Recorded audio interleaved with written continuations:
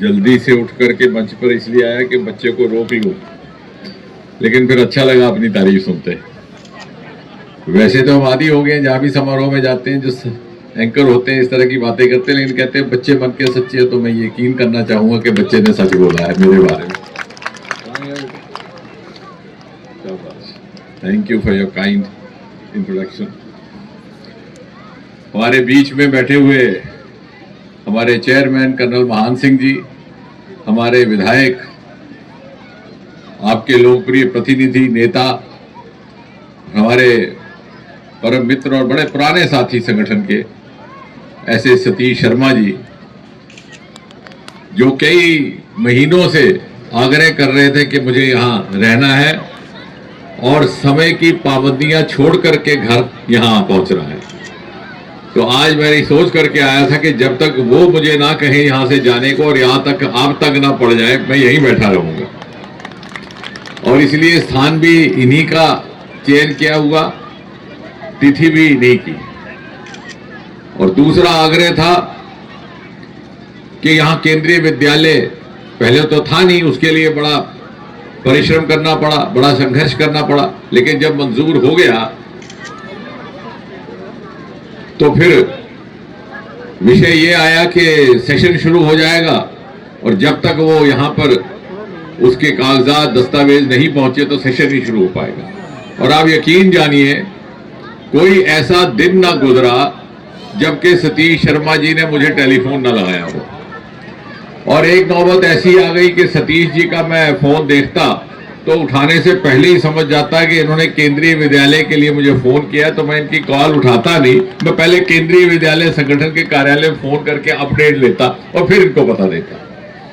तो इस निष्ठा और प्रतिबद्धता के साथ, और इसी दौरान केंद्रीय विद्यालय की मुखिया जो एक हमारी महिला अधिकारी थी वो रिटायर हो गई, दूसरी आई, और उनको भी पूरी जानकारी प्राप्त करनी पड़ी। लेकिन मुझे खुशी है कि आखिरकार इस सेशन के लिए ये केंद्रीय विद्यालय मंजूर हुआ और हम बिना विलंब किए हुए इसे इसी परिसर में प्रारंभ कर रहे हैं। हमारे साथ डीडीसी की नीरू जी हैं, विक्रम जी हैं, डीसी साहब है राजेश जी शर्मा जी, उन्होंने बड़ा इसमें सहयोग किया। प्रिंसिपल साहब हमारे सूरज प्रकाश जी, भूषण जी, ये तो सदा से ये चाहते ही थे। और सच पूछिए तो मैं इस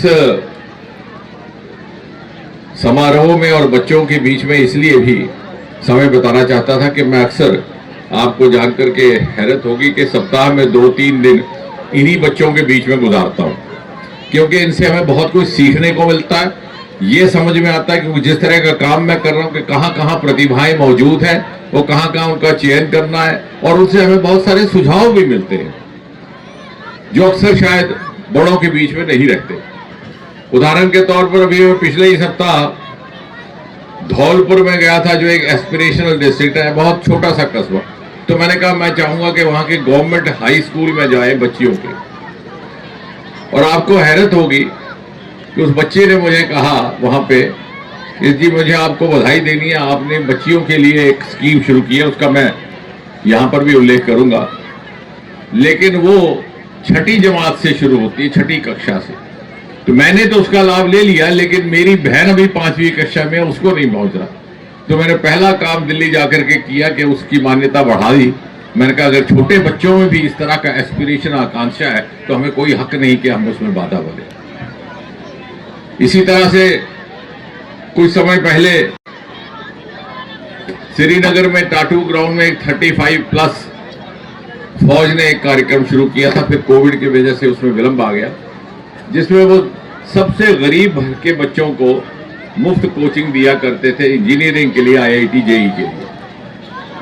तो मैं उन बच्चों के बीच में ही बैठता, और एक बच्ची ने जब, और कहीं ना कोचिंग ना कुछ, तो तूने तो कमाल कर दिया कि IIT में सीट हासिल कर ली।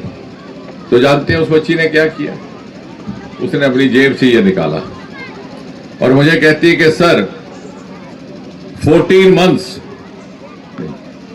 14 hours 8 months IIT क्रैक। वो मुझे मतलब समझाती है कि 14 hours 8 months 14 घंटे रोज तैयारी करो, सर पे तेल डाल करके 8 महीने सब कुछ इसमें मौजूद है, IIT की सीट हासिल हो जाती है। तो इन बच्चों से, और उसके बाद मुझे ये समझ में आया कि हम सोचते रहते हैं कि दिल्ली, मुंबई और बड़े बड़े बंगलौर जैसे शहरों में इस तरह की प्रतिभाएं हैं, लेकिन जब शायद आपको जानकारी ना हो कि इस समय हमारे पास 1,70,75,000 स्टार्टअप्स हैं और हम दुनिया में तीसरे दर्जे पर खड़े हैं। लेकिन इनमें से लगभग 50% छोटे कस्बों से, वो दिल्ली मुंबई से नहीं है, उदयपुर, सूरत, अमृतसर। क्योंकि मोदी जी के आने के बाद एक बहुत बड़ी उपलब्धि ये रही कि जिसे कहा जा सकता है कि डेमोक्रेटाइजेशन ऑफ एजुकेशन।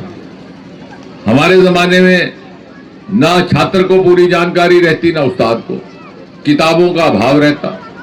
यदि हम थीसिस भी करते तो हमारा गाइड कह देता कि साहब फलां फलां किताब है, वो मिलेगी ब्रिटिश काउंसिल लाइब्रेरी। तो ब्रिटिश काउंसिल लाइब्रेरी जाओ तो वो कहते थे साहब वो है तो सही, लेकिन वो कलकत्ता का काउंसिलेट लेंगे, 2 महीने बाद आएगी।